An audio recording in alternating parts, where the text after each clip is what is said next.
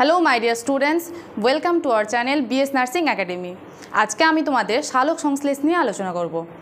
তো সালোক সংশ্লেষের আলোক দশা রয়েছে, অন্ধকার দশা রয়েছে, প্রত্যেকটা আলাদা আলাদাভাবে আমি তোমাদের ডিসকাস করে দেব ক্লিয়ারভাবে। তোমরা এই ভিডিওটা যদি প্রথম থেকে শেষ পর্যন্ত দেখো তো তোমাদের সালোক সংশ্লেষ চ্যাপ্টারটাই কোনো ডাউট থাকবে না। তো প্রথম থেকে দেখতে থাকো, ক্লিয়ার? তো দেখো আমি স্টার্ট করছি।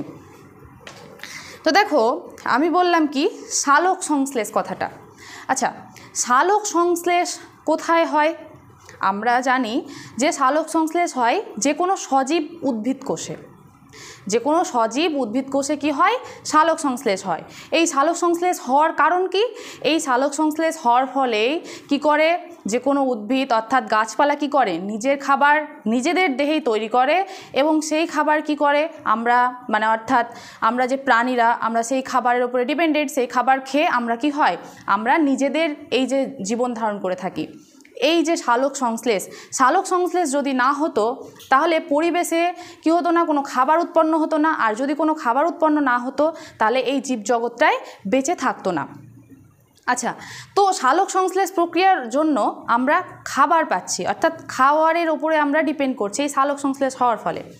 আর এই সালোক সংশ্লেষ যদি না হতো, খাবার তো দূরের কথা, যদি সালোক সংশ্লেষ না হতো তাহলে আমরা বেঁচেই থাকতাম না। কেন বেঁচে থাকতাম না? এই যে আমি কথা বলছি, অর্থাৎ এই যে আমি শ্বাস নিচ্ছি বা শ্বাস নিচ্ছি এবং শ্বাস ছাড়ছি, এই যে কার্বন ডাইঅক্সাইড কী করছি আমরা ত্যাগ করছি আর অক্সিজেন গ্যাস গ্রহণ করছি। এই যে অক্সিজেন গ্যাসটা কোথা থেকে পাচ্ছি? এই যে অক্সিজেন গ্যাসটা আমরা কোথা থেকে পাচ্ছি? সেটাই পাচ্ছি এই যে উদ্ভিদরা যে সালোক সংশ্লেষ প্রক্রিয়ার মাধ্যমে নিজেদের দেহে খাদ্য উৎপন্ন করছে।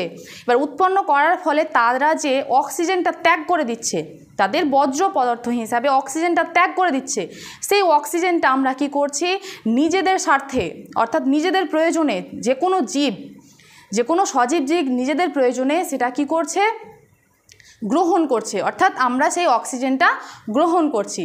তো এই যে আর আমরা যে কার্বন ডাইঅক্সাইডটা ত্যাগ করে দিচ্ছি, তো এই কার্বন ডাইঅক্সাইডটা কি করছে আবার এই সালোক সংশ্লেষ প্রক্রিয়াটা চালানোর জন্য উদ্ভিদেরা কিন্তু আমাদের ছেড়ে দেওয়া কার্বন ডাইঅক্সাইডটা কিন্তু উদ্ভিদেরা গ্রহণ করছে। এই যে দেখো কার্বন ডাইঅক্সাইড আর অক্সিজেনের যে আমাদের এই ভারসাম্যটা, উদ্ভিদেরা কার্বন ডাইঅক্সাইড গ্রহণ করছে, আমরা কার্বন ডাইঅক্সাইড ছেড়ে দিচ্ছি, আবার উদ্ভিদেরা অক্সিজেন ত্যাগ করছে, আমরা সেই অক্সিজেনটা গ্রহণ করছি। এই যে ব্যালেন্স অর্থাৎ কার্বন ডাইঅক্সাইড আর অক্সিজেনের যে ভারসাম্যটা আমাদের পরিবেশে বজায় রয়েছে এই সালোক সংশ্লেষ প্রক্রিয়ার জন্য। ক্লিয়ার? তো এই সালোক সংশ্লেষ প্রক্রিয়াটা কিভাবে সম্পন্ন হয়, হ্যাঁ, তো সে সম্পর্কে আমরা জানব। তো দেখো প্রথমেই আমরা জানব এই যে সালোক সংশ্লেষ প্রক্রিয়াটা কাকে বলে। হ্যাঁ, তো কাকে বলে এই সালোক সংশ্লেষ প্রক্রিয়া? তো কাকে বলে জানার আগে আমরা জানব যে এই সালোক সংশ্লেষ প্রক্রিয়াটা হতে গেলে কি কি প্রয়োজনীয় উপাদান আমাদের দরকার। ক্লিয়ার? তো কি কি উপাদান দরকার দেখো আমি এখানে উপাদানগুলো লিখেছি। দেখো প্রয়োজনীয় উপাদান কি কি লাগে, অর্থাৎ প্রয়োজনীয় উপাদানের মধ্যে একটা অভ্যন্তরীণ উপাদান থাকে। অভ্যন্তরীণ উপাদান জিনিসটা কি? অর্থাৎ উদ্ভিদের মধ্যে যে উপাদানগুলো থাকে সেগুলোকে বলা হয় অভ্যন্তরীণ উপাদান। আর বাহ্যিক উপাদান কোনটা? যে উপাদানগুলো আমরা সালোক সংশ্লেষ প্রক্রিয়াটা সম্পূর্ণ করার জন্য আমরা পরিবেশ থেকে অর্থাৎ বাইরে থেকে আমরা যে উপাদানটা নিয়ে আসি সেই উপাদানগুলোকে বলা হয় কি বাহ্যিক উপাদান। ক্লিয়ার? আচ্ছা, এই অভ্যন্তরীণ উপাদানগুলোর মধ্যে কি কি পড়ে, অর্থাৎ উদ্ভিদের মধ্যে কি কি উপাদান আগে থেকেই থাকে, কি কি উপাদান সেটা হচ্ছে কি কি, একটা chlorophyll, ADP, NADP plus, RuBP. এগুলো কি, এগুলো কাজ কি আমরা আস্তে আস্তে জানবো। এই ভিডিওটা প্রথম থেকে তোমরা শেষ পর্যন্ত দেখতে থাকবে। ক্লিয়ার?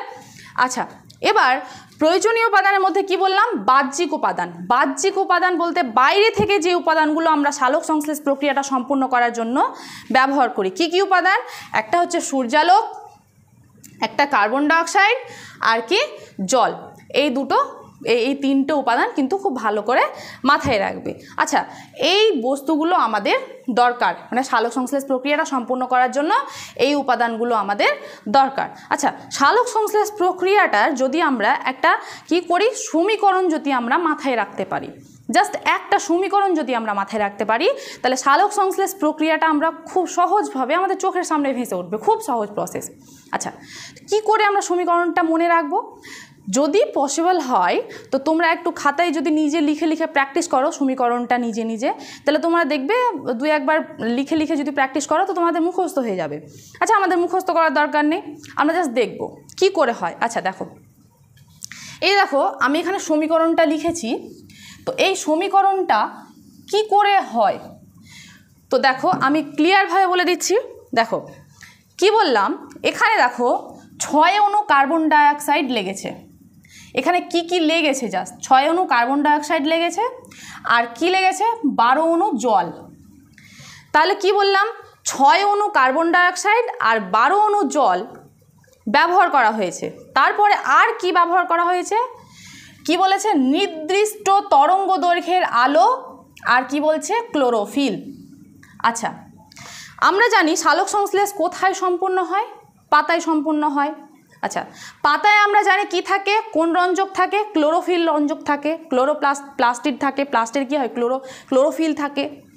তো কি সংজ্ঞাটা আমরা কি বললাম, যে পাতার ক্লোরোফিলযুক্ত কোষে নির্দিষ্ট তরঙ্গদৈর্ঘ্যের অর্থাৎ সূর্যালোকের উপস্থিতিতে যে জৈব রাসায়নিক প্রক্রিয়ায় কি হয়, 6 অণু কার্বন ডাইঅক্সাইড আর 12 অণু জল কি করে, 1 অণু গ্লুকোজ, এই যে এটা হচ্ছে গ্লুকোজের সংকেত C6H12O6, এটা হচ্ছে গ্লুকোজের সংকেত 1 অণু গ্লুকোজ, 6 অণু জল আর 6 অণু অক্সিজেন মুক্ত করে। এই যে জৈবনিক যে প্রক্রিয়াটা, এই প্রক্রিয়াটাকেই বলা হয় সালোক সংশ্লেষ প্রক্রিয়া। কি বললাম, ক্লোরোফিলযুক্ত কোষে অর্থাৎ পাতার ক্লোরোফিলযুক্ত কোষে নির্দিষ্ট তরঙ্গ দৈর্ঘ্যের আলো অর্থাৎ সূর্যালোকের উপস্থিতিতে 6 অণু কার্বন ডাইঅক্সাইড 12 অণু জলের সঙ্গে মিশ্রিত হয়ে কি উৎপন্ন করে, 1 অণু গ্লুকোজ, 6 অণু জল আর 6 অণু অক্সিজেন মুক্ত করে। এই যে প্রক্রিয়াটা, এই প্রক্রিয়াটাই হচ্ছে সালোক সংশ্লেষ প্রক্রিয়া। আচ্ছা, এই যে সালোক সংশ্লেষ প্রক্রিয়ায় ক্লোরোফিল কথাটা বারবার বলছি, এটা একটা রঞ্জক। তো এই ক্লোরোফিলকে কয়েকটা ভাগে ভাগ করা হয়, ক্লিয়ার? তো এই ক্লোরোফিলের কাজ কি, এই যে সালোক সংশ্লেষের রঞ্জক দুটা, একটা হচ্ছে ক্লোরোফিল, একটা হচ্ছে ক্যারোটিনেটস। ক্যারোটিনেটসের মধ্যে হয় ক্যারোটিন আর জ্যান্থোফিল, এ দুটো জাস্ট মাথায় রাখবে। হ্যাঁ, তো এবার দেখো ক্লোরোফিলের কথাটা যে বলছি, এই ক্লোরোফিলের কাজ কি। আচ্ছা, ক্লোরোফিলের কাজ কি, ধরো একটা উদ্ভিদ রয়েছে, এবার উদ্ভিদের পাতায় কি রয়েছে, ক্লোরোফিল রয়েছে। এবার ওই ক্লোরোফিলের কাজ কি, এই ক্লোরোফিলের কাজ হচ্ছে, ধরো উদ্ভিদের একটা পাতাতে ক্লোরোফিল রয়েছে, এবার ক্লোরোফিলের কাজ হচ্ছে সূর্যের ফোটন কণা, অদৃশ্য ফোটন কণা, সূর্য থেকে এক ধরনের আলো আসে যেটাকে বলা হয় ফোটন, মানে আলোতে এক ধরনের কণা থাকে, সেটা হচ্ছে ফোটন কণা। সেই ফোটন কণা কি করে, ক্লোরোফিলকে কি করে, সক্রিয় করে। ক্লোরোফিলকে প্রথমে কি করে, সক্রিয় করে। এই সক্রিয় ক্লোরোফিল তখন কি করে, এই সক্রিয় ক্লোরোফিল আমরা যে মাটির নিচ থেকে যে জল নিয়েছিলাম, হ্যাঁ, এই ক্লোরোফিলটা কি করে, সক্রিয় হয়। এই সক্রিয় ক্লোরোফিল কি করে, ওই জলকে কি করে, ভেঙে দেয়। অর্থাৎ জলের সংকেত আমরা জানি H2O, এই H2O-কে কি করে, H+ অর্থাৎ হাইড্রোজেন আর OH- অর্থাৎ হাইড্রক্সিল আয়ন। তাহলে এই জলকে H+ আর OH- আয়নে কি করে, এই ক্লোরোফিল অর্থাৎ সক্রিয় ক্লোরোফিল কি করে, ভেঙে দেয়। সেই কথাটাই আমি এখানে লিখেছি যে কি করে, সূর্যালোকের অদৃশ্য ফোটন কণা অর্থাৎ কোয়ান্টাম, ফোটন কণাকেই বলা হয় কোয়ান্টাম, কি করে, সূর্যালোকের অদৃশ্য ফোটন কণা কি করে, শোষণ করে কি করে, সক্রিয় হয়। কে সক্রিয় হয়, ক্লোরোফিলটা সক্রিয় হয়, এবং কি করে, শোষিত জলকে কি করে, H+ আর OH- আয়নে কি করে, ভেঙে দেয়। এটা হচ্ছে ক্লোরোফিলের কাজ। আচ্ছা, কি বলছে এই কোশ্চেনটা, খুব ভালো কোশ্চেন, মাথায় রাখবে যে একটা ক্লোরোফিলকে সক্রিয় করতে প্রায় 8টি ফোটন কণার দরকার হয়। ক্লিয়ার? তাহলে একটা ক্লোরোফিলকে সক্রিয় করতে কটা ফোটন কণা দরকার হয়, 8টা ফোটন কণার দরকার হয়। আচ্ছা, তাহলে আমরা এই যে মানে সালোক সংশ্লেষ প্রক্রিয়াটা সম্পূর্ণ করতে কি কি উপাদান লাগে আমরা এটা জানলাম।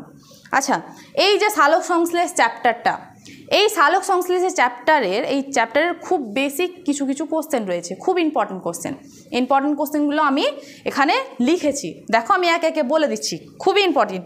তোমরা খাতায় কিন্তু অবশ্যই নোট ডাউন করবে এবং বারবার প্র্যাকটিস করবে এই কোশ্চেনগুলো, খুবই ইম্পর্টেন্ট। দেখো কি বললাম, প্রধান সালোক সংশ্লেষকারী অঙ্গ। প্রথমেই বলেছি যে এই সালোক সংশ্লেষ প্রক্রিয়াটা কোথায় হয়, আমরা বলেছি উদ্ভিদের পাতায়। তো দেখো তাহলে প্রধান সালোক সংশ্লেষকারী অঙ্গ কি, পাতা। আচ্ছা, তাহলে এবার কি বলছে, প্রধান সালোক সংশ্লেষকারী কি বলছে, স্থান, অর্থাৎ পাতায় হয়, ঠিক আছে। এবার পাতার কোন কলাতে হয়, মেসোফিল কলাতে হয়, খুব ইম্পর্টেন্ট, ভেরি ভেরি ইম্পর্টেন্ট। পাতার কোথায় হয়, মেসোফিল কলাতে হয়। আচ্ছা, সালোক সংশ্লেষকারী যদি অঙ্গাণু বলি আমরা, তাহলে কি, ক্লোরোপ্লাস্ট। অঙ্গাণুটা কি, এই যে আমরা কোষের কথা জানি যে কোষের মধ্যে নানা রকম অঙ্গাণু রয়েছে, যেমন mitochondria, ribosome, Golgi body, nucleus, হ্যাঁ, এই যে অঙ্গাণু, সেন্ট্রোজোম, এই যে অঙ্গাণুগুলো রয়েছে, তারপর প্লাস্টিড, এই প্লাস্টিডেরই এগুলোকে বলা হয় অঙ্গাণু। তাহলে কোন অঙ্গাণুতে হয়, তখন বলতে হবে ক্লোরোপ্লাস্ট। আচ্ছা, এবার আমি আলোচনা করব যেটা আলোক দশা আর অন্ধকার দশার কথা এখনই আমি আলোচনা করছি। দেখো যে এই যে সালোক সংশ্লেষ প্রক্রিয়াটা আবার দুটা ভাগে সম্পন্ন হয়, একটা আলোক দশা, অন্ধকার দশা।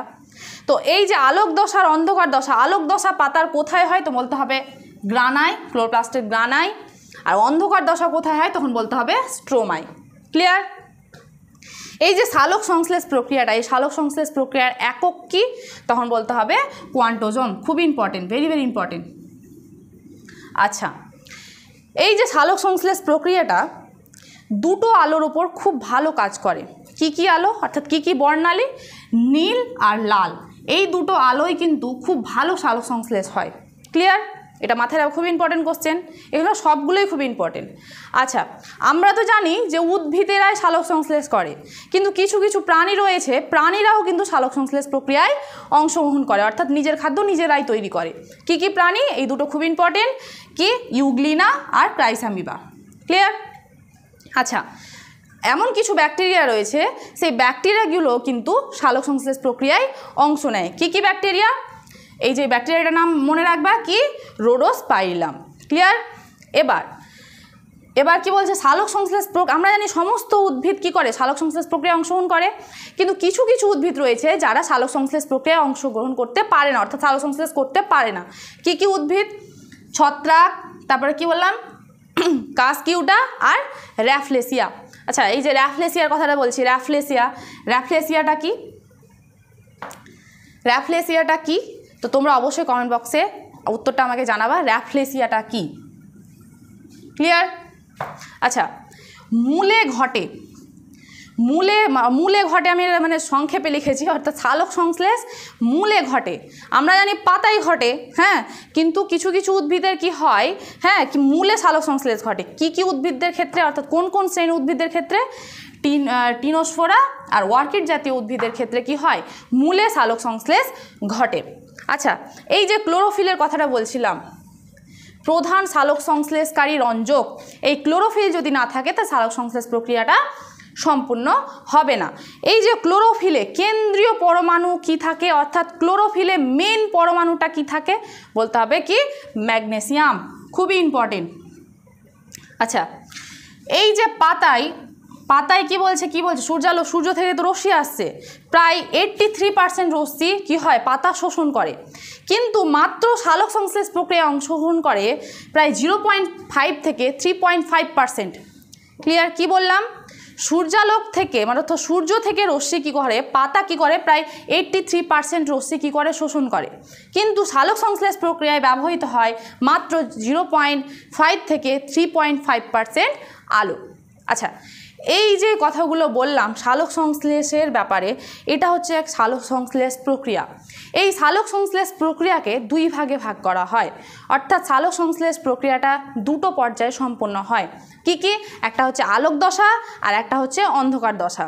তো দেখো, আলোক দশাটা আমি খুব ক্লিয়ারভাবে আলোচনা করে দিচ্ছি। তো দেখো, আলোক দশাটা কি, এই আলোক দশাটা ঘটে কোথায়, ক্লোরোপ্লাস্টের কোথায় ঘটে মাথায় রাখবা, এই আলোক দশা ক্লোরোপ্লাস্টের ঘটে গ্রানাতে ঘটে। কোথায় ঘটে? গ্রানাতে। ক্লোরোপ্লাস্টের গ্রানাতে ঘটে। আচ্ছা, কোন বিজ্ঞানীর কথা বললাম? বিজ্ঞানী ব্ল্যাকম্যান। বিজ্ঞানী ব্ল্যাকম্যান। কিন্তু এই সালোক সংশ্লেষ কথাটা প্রথম ব্যবহার করেছিলেন বিজ্ঞানী বার্নেস। বিজ্ঞানী বার্নেস। কিন্তু এই সালোক সংশ্লেষ প্রক্রিয়াটিকে দুই ভাগে ভাগ করেছিল, অর্থাৎ দুটা পর্যায়ে ভাগ করেছিল কে? বিজ্ঞানী ব্ল্যাকম্যান। আচ্ছা, সেটা নিয়ে আলোচনা করব না। এবার দেখো, এই যে আলোক দশা সম্পর্কে আমরা জানব। তো দেখো, এই আলোক দশা সম্পূর্ণ হতে গেলে মানে কি কি লাগবে? তো আলোক দশা নামটা শুনেই আমরা বুঝতে পারছি যেখানে আলোর প্রয়োজন রয়েছে, অর্থাৎ সূর্যালোকের প্রয়োজন রয়েছে। তো দেখো কি কি কাজে লাগে সেগুলো আমরা জানবো। দেখো, তো কি কি উপাদান লাগে? সূর্যালোক লাগে, জল লাগে, ক্লোরোফিল লাগে, আর কি লাগে? এনএডিপি প্লাস লাগে আর এডিপি লাগে। এনএডিপি প্লাস এগুলো হচ্ছে এক এক ধরনের উৎসেচক। হ্যাঁ, আচ্ছা, সেগুলো মানে পরে জানছি। তো এইগুলো লাগে। আচ্ছা, এবার দেখো, তো এই যে আলোক দশাটা সম্পূর্ণ হয়, তো আলোক দশা সম্পূর্ণ হতে গেলে কয়েকটা প্রসেসে সম্পূর্ণ হয়। কি কি প্রসেস? দেখো, এখানে টোটাল আমি 6টা প্রসেসের নাম লিখেছি। 1 2 3 4 5 6। এই 6টা প্রসেসে কিন্তু আলোক দশাটা পুরো সম্পূর্ণ হয়। তো প্রথম প্রসেসে কি হয় দেখো, কি লেখা আছে যে সূর্যালোকের আবদ্ধকরণ। আচ্ছা, তো কি বললাম? আলোক দশাটা ক্লোরোপ্লাস্টের গ্রানায় সম্পন্ন হয়। তো সেই গ্রানায় কি হয়? প্রথমে বলছে সূর্যালোকের আবদ্ধকরণ, অর্থাৎ সূর্যালোক মানে আবদ্ধকরণ বলতে সূর্য থেকে যে রশ্মিটা আসে সেই রশ্মিটা প্রথমে মানে আবদ্ধকৃত হয়, অর্থাৎ সেখানে গিয়ে জমা হয়। জমা হয়ে কি করে? তো আমাদের আলো আসছে, সেই আলোটা কি করে? রাসায়নিক শক্তিতে রূপান্তরিত হয়, অর্থাৎ আলোক শক্তিটা কি হয়? রাসায়নিক শক্তিতে রূপান্তরিত হয়। এটা হচ্ছে প্রথম প্রসেস হলো।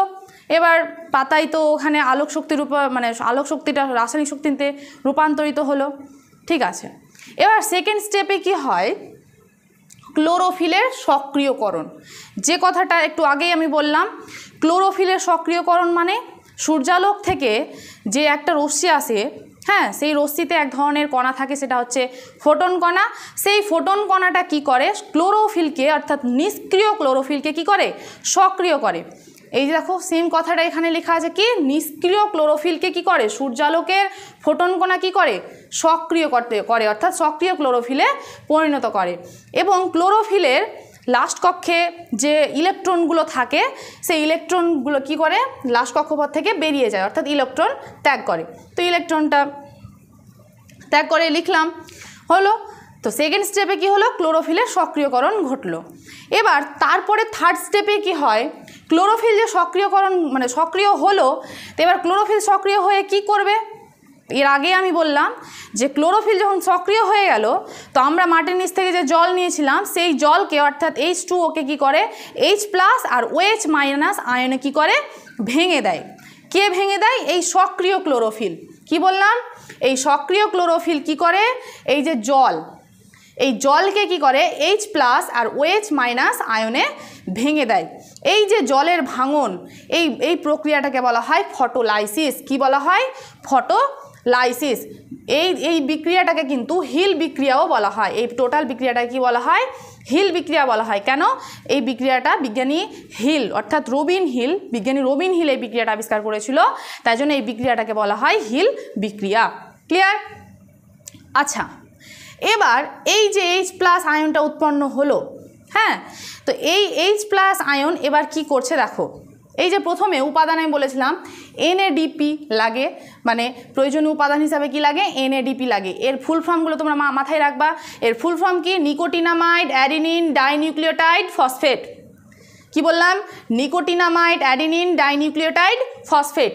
এই নিকোটিনামাইড অ্যাডিনিন ডাইনিউক্লিওটাইড ফসফেটের কি হয়? এবার বিজারণ হয়, অর্থাৎ বিজারণ হওয়ার ফলে কি তৈরি হয়? তো তো কি বললাম, এই যে H+ আয়নটা উৎপন্ন হলো, এই যে জলের আলোক বিশ্লেষণের ফলে কি হলো, H+ আয়নটা যে উৎপন্ন হলো, এই H+ আয়নটা কি হয়, এই যে NADP+ আছে না, এর সঙ্গে যুক্ত হয়ে যায়। এর সঙ্গে যুক্ত হয়ে যাওয়ার ফলে এই যে দেখো NADP+ এর সঙ্গে যুক্ত, এই যে এটা যুক্ত হয়ে যায়, H+ আয়নটা যুক্ত হয়ে যাওয়ার পরে কি উৎপন্ন করে, এই যে এটা উৎপন্ন করে, কি উৎপন্ন করে, NADPH+ H+ উৎপন্ন করে, এটা উৎপন্ন করে। ক্লিয়ার? আর এটা তো কি বললাম যে লাস্ট কক্ষপথ থেকে ইলেকট্রনগুলো ত্যাগ করে, এটা দেখা দরকার, এটা দেখে রাখবা জাস্ট। তাহলে কি বললাম, জলের আলোক বিশ্লেষণে কি হয় যে H+ আয়নটা উৎপন্ন হয়, এই H+ আয়নটা কি করে, NADPর সঙ্গে যুক্ত হয়ে কি উৎপন্ন করে, NADPH+ H+ উৎপন্ন করে। আচ্ছা, এই যে NADP+ একে বলা হয় হিল বিকারক। এটা মাথায় রাখবা, কোশ্চেন দেয় হিল বিকারক কাকে বলে, তখন বলতে হবে NADP+ কে হিল বিকারক বলা হয়। আচ্ছা, এবার H+ আয়ন উৎপন্ন হলো, তো H+ আয়ন এর সঙ্গে যুক্ত হয়ে একটা যৌগ মানে উৎপন্ন করলো, H+ আয়নের কাজ শেষ। এবার OH- আয়নটা যে উৎপন্ন হয়েছিল, এই OH- আয়নটার কি কাজ, এবার এই OH- আয়নটা কি করবে, দেখো কি করবে, এই OH- কি করবে, অক্সিজেন উৎপন্ন করবে। কি করে উৎপন্ন করবে, এই OH- আয়নটা দেখো কি করে হচ্ছে, এই OH- আয়নটা দেখো এখানে চার অণু রয়েছে OH, তা আমি তো ভেঙে এরকম লিখতে পারি যে 4 ব্র্যাকেটে OH, এই কথাটা লিখতে পারি। তার সাথে এই যে মাইনাস আয়নটা মানে অর্থাৎ ইলেকট্রন কি হয়েছে, গ্রহণ করেছে, এই যে ইলেকট্রন কথাটা লিখলাম। তাহলে আমরা কি উৎপন্ন হতে পারে, এখানে 2 অণু কি হয়, H2O2, অর্থাৎ H2O2-কে আমরা কি বলি, হাইড্রোজেন পারঅক্সাইড, অর্থাৎ কি উৎপন্ন হলো, হাইড্রোজেন পারঅক্সাইড। এই হাইড্রোজেন পারঅক্সাইড তখন আবার ভেঙে গিয়ে কি করে, 2 অণু জল উৎপন্ন করে আর 1 অণু অক্সিজেন উৎপন্ন করে। সেই অক্সিজেনটা কি হয়, পরিবেশে কি হয়, মুক্তি ঘটে, পরিবেশে মুক্তি ঘটে। এই অক্সিজেনটাই কিন্তু আমরা গ্রহণ করি। ক্লিয়ার? তো এই হচ্ছে সালোক সংশ্লেষ প্রক্রিয়া। এবার এখানে কিন্তু অক্সিজেন মুক্ত হয়ে গেল, ঠিক আছে। এবার তারপরে প্রসেসে কি হয়, ফটোফসফোরাইলেশন ঘটে। ফটোফসফোরাইলেশনটা কি, এই যে পাতায় যে সমস্ত কাজ হয় সালোক সংশ্লেষ প্রক্রিয়ায়, তো পাতার কোষে একটা অঙ্গ কি থাকে, এডিপি থাকে। কি থাকে, এডিপি থাকে। এডিপির ফুল ফর্ম কি, অ্যাডিনোসিন ডাইফসফেট। হ্যাঁ, তো এডিপি থাকে। এই এডিপিটা কি হয়, এই এডিপির সঙ্গে আরেকটা ফসফেট যুক্ত হয়, একটা অজৈব ফসফেট যুক্ত হয়ে, এটা অ্যাডিনোসিন ডাইফসফেট ছিল, ডাই মানে কি দুটো, তো দুটো ফসফেট ছিল, এবার আরেকটা ফসফেট যুক্ত হয়ে গেল, 3টে ফসফেট হয়ে গেল। তাহলে কি উৎপন্ন হবে, আবার অ্যাডিনোসিন ট্রাইফসফেট উৎপন্ন হয়ে যাবে। দুটো ফসফেটের সঙ্গে একটা ফসফেট যুক্ত হয়ে তাহলে টোটাল কটা ফসফেট যুক্ত হবে, 3টা হবে। তাহলে অ্যাডিনোসিন ট্রাইফসফেট উৎপন্ন করে। এটা হচ্ছে এই বিক্রিয়াটাকে বলা হয় ফটোফসফোরাইলেশন বিক্রিয়া। তো এই এটিপি যে উৎপন্ন হলো, এই যে আলোক দশা সম্পন্ন হলো, এই আলোক দশা সম্পন্ন হওয়ার ফলে টোটাল 3 অণু এটিপি উৎপন্ন হয়। মনে রাখবে, টোটাল 3 অণু এটিপি উৎপন্ন হয়। এই 3 অণু এটিপি উৎপন্ন হয়, এই যে এটিপি, এই এটিপিকে বলা হয় এনার্জি কারেন্সি। কি বলা হয়, এনার্জি কারেন্সি। এই এটিপিকে বলা হয় এনার্জি কারেন্সি, অর্থাৎ এই এটিপি হচ্ছে শক্তি, মানে এই শক্তি ঘর। আসলে কি হয়, এই যে আলোক দশা হলো, এরপরে হবে অন্ধকার দশা, এই যে অন্ধকার দশায় কিন্তু আলোর প্রয়োজন হয় না। হ্যাঁ, এই অন্ধকার দশায় কি হয়, আলোর প্রয়োজন হয় না। এই আলোর কি হয়, মানে আলোর প্রয়োজন হয় না ঠিকই, কিন্তু আলোটা কিন্তু সঞ্চিত অবস্থায় থাকে কিন্তু এই এটিপির মধ্যে। হ্যাঁ, তো যা শক্তি লাগে সমস্ত শক্তি কিন্তু এই এটিপি প্রোভাইড করে। ক্লিয়ার? তাহলে অন্ধকার দশা সম্পূর্ণ করার জন্য সমস্ত শক্তি প্রোভাইড করে কে, এটিপি। তাই জন্য এটিপিকে বলা হয় এনার্জি কারেন্সি। আচ্ছা, এবার আলোক দশা যে বললাম, অন্ধকার দশার কথাটা একটু জাস্ট আলোচনা করে নিই।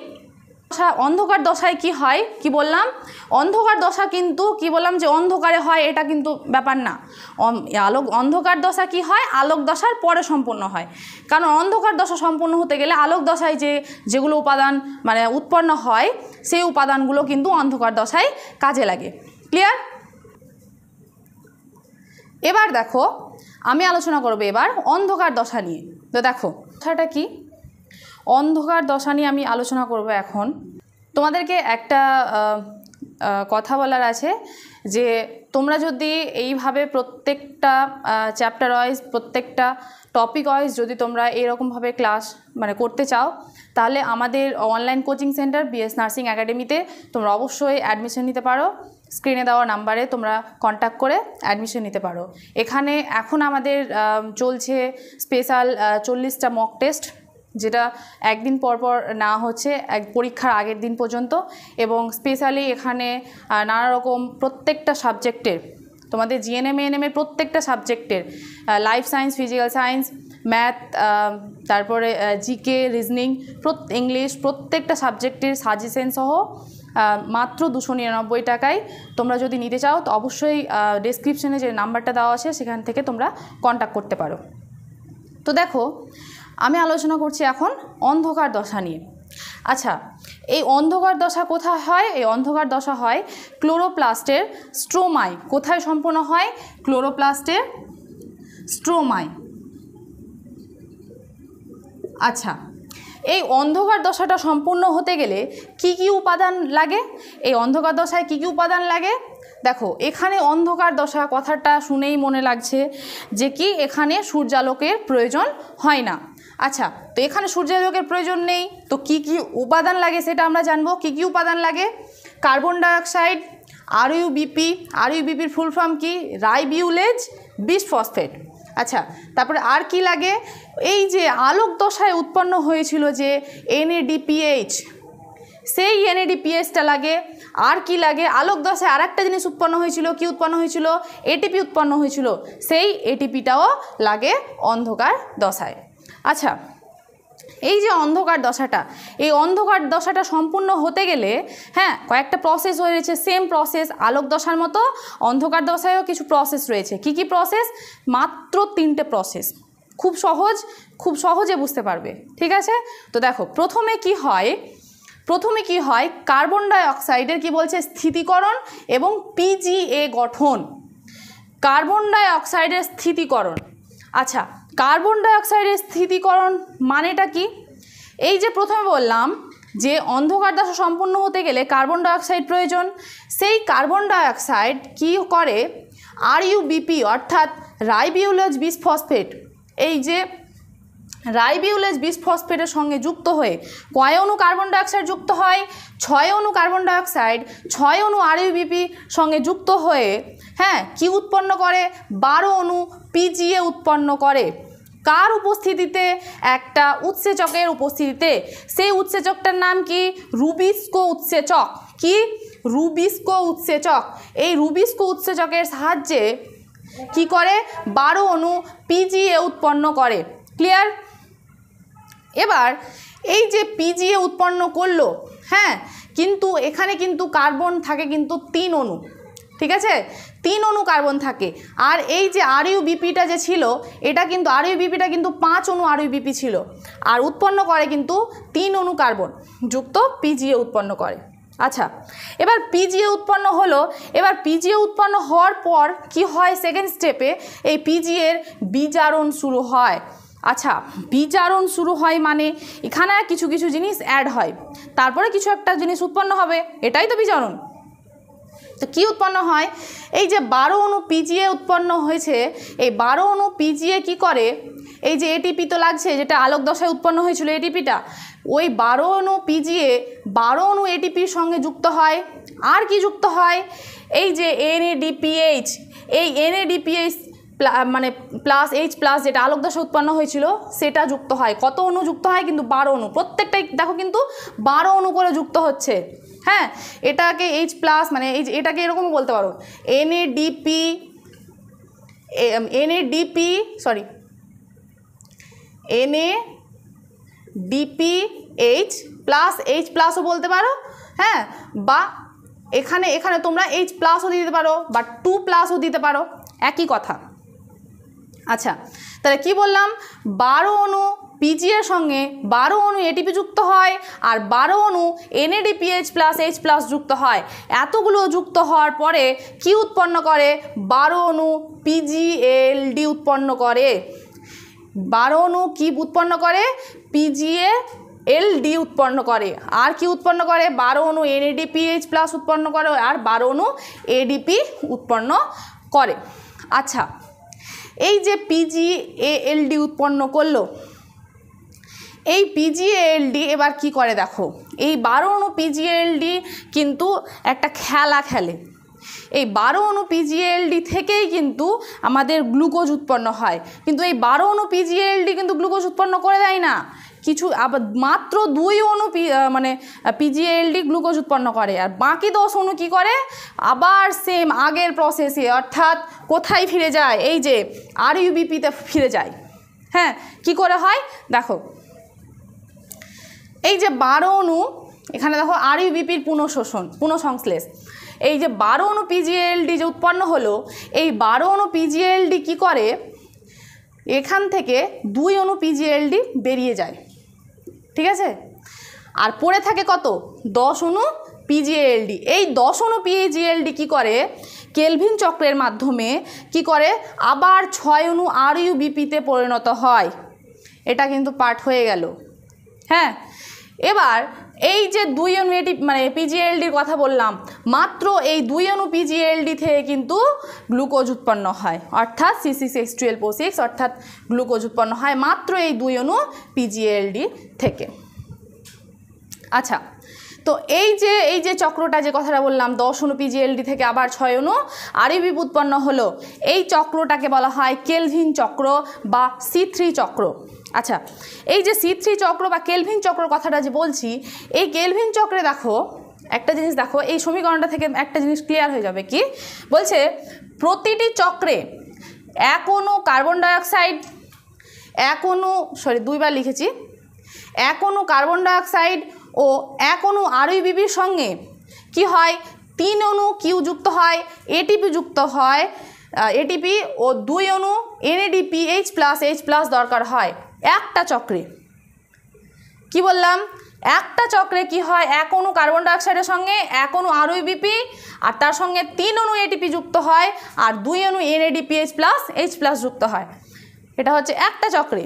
হ্যাঁ, তাহলে আমি যদি বলি দুটা চক্রে কি হবে, তাহলে দুটো চক্র যদি হয়, তাহলে দুটো চক্রে কি হবে? তাহলে 2 অণু কার্বন ডাইঅক্সাইড, 2 অণু RUBP হবে, আর এখানে 3 অণু যেহেতু ATP একটাতে, তাহলে দুটাতে কত হবে? 6 অণু ATP, আর এখানে তাহলে কত হবে? এখানে যেহেতু 2 অণু আছে, তাহলে দুটাতে কত হবে? 4 অণু NADPH প্লাস উৎপন্ন হবে। তাহলে এবার যদি আমি 6টা চক্র করি, কটা চক্র? 6টা চক্র। হ্যাঁ, আমরা 6টা চক্র কেন করব? কারণ 1 অণু, এটা জিনিস মাথায় রাখবা যে 1 অণু গ্লুকোজ উৎপন্ন হতে অন্ধকার দশায় 6 বার কেলভিন চক্র হতে হয়, মানে 6 বার চক্রাকারে ঘুরতে হয়, তাহলে 1 অণু গ্লুকোজ উৎপন্ন হয়। তাহলে 6টা চক্র যদি ঘটে, তাহলে কয় অণু কার্বন ডাইঅক্সাইড লাগবে? 6 অণু কার্বন ডাইঅক্সাইড লাগবে। আর কি লাগবে? কয় অণু RUBP লাগবে? অবশ্যই 6 অণু RUBP লাগবে। আচ্ছা, আর কয় অণু ATP লাগবে? তাহলে 3 6 18, 18 অণু কি লাগবে? ATP লাগবে। আর কয় অণু NADPH প্লাস লাগবে? 6 2 12, তাহলে কত লাগবে? 12 অণু কি লাগবে? NADPH প্লাস H প্লাস লাগবে। তাহলে একটা কেলভিন চক্রে তাহলে কি হয়? একটা কেলভিন চক্রকে তাহলে কয়বার ঘুরতে হবে? 6 বার ঘুরতে হবে। তাহলে কয় অণু কয় অণু গ্লুকোজ উৎপন্ন হবে? 1 অণু গ্লুকোজ উৎপন্ন হবে। ক্লিয়ার? এটাই হচ্ছে তোমাদের অন্ধকার দশা। আচ্ছা, এই যে সালোক সংশ্লেষ চ্যাপ্টার, আলোক দশা আর অন্ধকার দশা, সালোক সংশ্লেষ প্রক্রিয়া সিস্টেমটা, যে এখান থেকে কিছু কিছু ইম্পর্টেন্ট জায়গা রয়েছে, সেই ইম্পর্টেন্ট জায়গাগুলো আমি এখন তোমাদের সামনে আলোচনা করে দেবো। ক্লিয়ার? তো দেখো, এই যে সালোক সংশ্লেষের ইম্পর্টেন্ট কোশ্চেনগুলো দেখো। কি দেখো, প্রথমে আমি লিখেছি কি? Carbon assimilation. কার্বন অ্যাসিমিলেশন বা কার্বনের অঙ্গার আত্মীকরণ, এই জিনিসটা কাকে বলে? এই যে অঙ্গার আত্মীকরণ, অর্থাৎ যে প্রক্রিয়ার মাধ্যমে কি হয়, বায়ুমণ্ডল থেকে কার্বন ডাইঅক্সাইড কি হয়, কোষস্থ যৌগ, অর্থাৎ কোষস্থ যৌগ কি মানে সালোক সংশ্লেষের ক্ষেত্রে বলি, সালোক সংশ্লেষের ক্ষেত্রে কি হয়, কার্বন ডাইঅক্সাইডটা কোথায় জমা হয়, অর্থাৎ কার্বনটা কোথায় জমা হয়, কার্বনটা কোথায় জমা হয়, গ্লুকোজে জমা হয়। যে প্রক্রিয়ার মাধ্যমে, সেই প্রক্রিয়াটাকে বলা হয় অঙ্গার আত্তীকরণ বা কার্বন অ্যাসিমিলেশন। দেখো এখানে লিখেছি, যে প্রক্রিয়ায় বায়ুমণ্ডলের কার্বন ডাইঅক্সাইড কি হয়, কোষস্থ যৌগে কি হয়, অঙ্গীভূত হয়। আচ্ছা, এবার 2 নম্বর কি বলছে, সালোক সংশ্লেষকে জারণ বিজারণ বিক্রিয়া বলা হয় কেন। এটা খুব ইম্পর্টেন্ট যে সালোক সংশ্লেষকে জারণ বিজারণ বিক্রিয়া বলা হয় কেন। কারণ এই যে প্রথমেই আমি বলেছিলাম কি, যে সালোক সংশ্লেষের যে সমীকরণটা দিয়েছিলাম, মানে সালোক সংশ্লেষ বিক্রিয়ার যে সমীকরণটা দিয়েছিলাম, সেখানে কি হয়েছিল, 6 অণু কার্বন ডাইঅক্সাইড, হ্যাঁ 6 অণু জলের সঙ্গে বিক্রিয়া করার ফলে কি, মানে 12 অণু জলের সঙ্গে যুক্ত হওয়ার ফলে কি হয়েছিল, এক অণু কি হয়েছিল, গ্লুকোজ উৎপন্ন হয়েছিল, 6 অণু জল আর 6 অণু অক্সিজেন উৎপন্ন হয়েছিল। তো সেখানে যে অক্সিজেনটা উৎপন্ন হয়েছিল, সেই অক্সিজেনটা কিন্তু মানে জল থেকে উৎপন্ন হয়েছিল, অর্থাৎ জলটা জারিত হওয়ার ফলে কি উৎপন্ন হয়েছিল, অক্সিজেন উৎপন্ন হয়েছিল। সেম প্রসেসে ওই যে কার্বন ডাইঅক্সাইড বিজারিত হওয়ার ফলে কি উৎপন্ন হয়েছিল, গ্লুকোজ উৎপন্ন হয়েছিল। তাই জন্য মানে সালোক সংশ্লেষ প্রক্রিয়াটাতে জারণও ঘটে, বিজারণও ঘটে, তাই জন্য সালোক সংশ্লেষ প্রক্রিয়াকে বলা হয় জারণ বিজারণ বিক্রিয়া। আচ্ছা, সালোক সংশ্লেষকে উপজিতি বিপাক বলা হয় কেন। সালোক সংশ্লেষ প্রক্রিয়ায় কি হয়, শুষ্ক ওজন বৃদ্ধি পায়, অর্থাৎ কি হয়, এটিপি উৎপন্ন হয়, মানে অর্থাৎ শক্তি উৎপন্ন হয় সালোক সংশ্লেষ প্রক্রিয়ায়। এটা জীবদের পক্ষে ভালো না খারাপ, অবভিয়াসলি ভালো, তাই জন্য সালোক সংশ্লেষকে বলা হয় উপজিতি বিপাক। এটা খুবই ইম্পর্টেন্ট প্রশ্ন। আচ্ছা, এবার সালোক সংশ্লেষীয় অনুপাত, সালোক সংশ্লেষ অনুপাতটা কি, অর্থাৎ কত পরিমাণে অক্সিজেন নির্গত হচ্ছে, হ্যাঁ, আর কত পরিমাণে কার্বন ডাইঅক্সাইড গৃহীত হচ্ছে, এর যে অনুপাতটা, এই অনুপাতকে বলা হয় সালোক সংশ্লেষীয় অনুপাত। দেখো কি বলছে, মানে কত অণু কি হচ্ছে, নির্গত হচ্ছে কি কার্বন অক্সিজেন, আর গৃহীত হচ্ছে কি কত অণু কার্বন ডাইঅক্সাইড, এদের যে অনুপাতটা, এই অনুপাতটাকে মানে বলা হয় সালোক সংশ্লেষীয় উপাদান। অর্থাৎ সালোক সংশ্লেষে কত অণু অক্সিজেন উৎপন্ন হয়, 6 অণু অক্সিজেন উৎপন্ন হয়, আর কত অণু কার্বন ডাইঅক্সাইড আমরা ইউজ করি, কত অণু, 6 অণু মানে কার্বন ডাইঅক্সাইড আমরা ইউজ করি। তো এদের যদি আমি কেটে দিই তাহলে কত হবে, 1, তাহলে সালোক সংশ্লেষীয় উপাদান অনুপাতটা কি, 1। আচ্ছা, সালোক সংশ্লেষ যে হয়, তো এখানে কিছু ইলেকট্রন বাহক থাকে, এই ইলেকট্রন বাহকগুলোর নাম মনে রাখবা। এখানকার মধ্যে এই যে NADP প্লাসটা বেশি ইম্পর্টেন্ট, বাদবাকিগুলো মাথায় রাখবা, সাইটোক্রোমটাও মাথায় রাখবা। এগুলো মানে নামগুলো দেখো কি বলছে, প্লাস্টোকুইনন, সাইটোক্রোম, প্লাস্টোসায়ানিন, পেরিডক্সিন আর NADP প্লাস, এগুলো হচ্ছে সালোক সংশ্লেষকারী ইলেকট্রন বাহক, এগুলো মাথায় রাখবা। আচ্ছা, হিল বিকারক কাকে বলে, প্রথমে বলেছিলাম হিল বিকারক কি কি, হিল বিকারক রয়েছে ফেরিক অক্সালেট আর ফেরিক সায়ানাইড। আচ্ছা, এবার তারপরে কি বলছে, ক্ষয়পূরণ বিন্দু, ক্ষয়পূরণ বিন্দুটা কাকে বলে, এই যে পরিবেশ থেকে কার্বন ডাইঅক্সাইড, হ্যাঁ মানে এই যে উদ্ভিদ কি করছে, পরিবেশ থেকে কার্বন ডাইঅক্সাইড গ্রহণ করছে, হ্যাঁ, কিন্তু কিছু হলেও তো বর্জন করছে। তো একটা নির্দিষ্ট টাইমে কি হয়, কার্বন ডাইঅক্সাইড গ্রহণ আর কার্বন ডাইঅক্সাইডের বর্জনের হার যে টাইমটাতে কি হয় সমান হয়, অর্থাৎ সেই টাইমটাতে কার্বন ডাইঅক্সাইড গ্রহণও হয় না বা কার্বন ডাইঅক্সাইডের বর্জনও হয় না, উদ্ভিদের ক্ষেত্রে বলছি, সেই টাইমটাকে বলা হয়, সেই নির্দিষ্ট সময়টাকে বলা হয় ক্ষয়পূরণ বিন্দু, কার, উদ্ভিদদের। ক্লিয়ার? আচ্ছা, এবার সালোক অর্থাৎ সূর্যালোকের কোন তরঙ্গে সালোক সংশ্লেষ সবচেয়ে সালোক সংশ্লেষ হয় কোন তরঙ্গে, মাথায় রাখবা 400 ন্যানোমিটার থেকে 700 ন্যানোমিটার। আচ্ছা, প্রথম সালোক সংশ্লেষের প্রথম কার্বন স্থায়ী যৌগটার নাম কি, তখন বলতে হবে PGA অর্থাৎ ফসফোগ্লিসারিক অ্যাসিড। PGA এর ফুল ফর্ম কি, ফসফোগ্লিসারিক অ্যাসিড। আচ্ছা, এবার কোন উদ্ভিদের সবচেয়ে সালোক সংশ্লেষ ভালো হয়, তখন বলতে হবে ক্লোরেল্লা। ক্লোরেল্লাটা কি, এক ধরনের সামুদ্রিক উদ্ভিদ। এই যে মহাকাশে যখন কোনো যানবাহন কোনো যান পাঠানো হয়, তখন ওখানে ক্লোরেল্লা মানে ক্লোরেল্লা শৈবাল পাঠায়, কারণ এটা এক ধরনের শৈবাল। এখানে কি হয়, অক্সিজেনটা প্রচুর ত্যাগ করতে পারে মানে কি, এখানে সালোক সংশ্লেষ সবচেয়ে বেশি পরিমাণে হয় ক্লোরেল্লা শৈবালে, তাই জন্য অক্সিজেন বেশি ত্যাগ করতে পারে। আর মানে আমরা মহাকাশে যদি যাই তো অক্সিজেনের প্রচুর পরিমাণে দরকার হয়, তাই জন্য মহাকাশ যাত্রীদের সাথে কি হয়, ক্লোরেল্লা শৈবাল দিয়ে দেওয়া হয়। ক্লিয়ার? তো এই হচ্ছে তোমাদের সালোক সংশ্লেষের পুরো পার্টটা আমি এখানে আলোচনা করে দিলাম। তোমাদের যদি কোনো টপিক, যদি আমার ভিডিও পড়ানোর মধ্যে যদি কোনো জায়গায় মিস থাকে, তোমরা অবশ্যই সেই টপিকটা তোমরা কমেন্ট করে জানাবা। অবশ্যই আমি সেটা নিয়ে নেক্সট ভিডিওতে আমি সেটা আলোচনা করে দেবো, বা ভিডিও আমি তোমাদের কমেন্টের আমি রিপ্লাই দিয়ে দেবো। তো যদি তোমাদের এই ভিডিওটা ভালো লাগে অবশ্যই লাইক করবা এবং কমেন্ট করবা এবং তোমার বন্ধুদের মধ্যে বেশি বেশি করে শেয়ার করবা। আর এখন পর্যন্ত যদি তোমরা এই চ্যানেলটা সাবস্ক্রাইব না করো তো অবশ্যই সাবস্ক্রাইব করবা। তো এখানেই শেষ করছি আমার এই ক্লাসটা। তো থ্যাংক ইউ।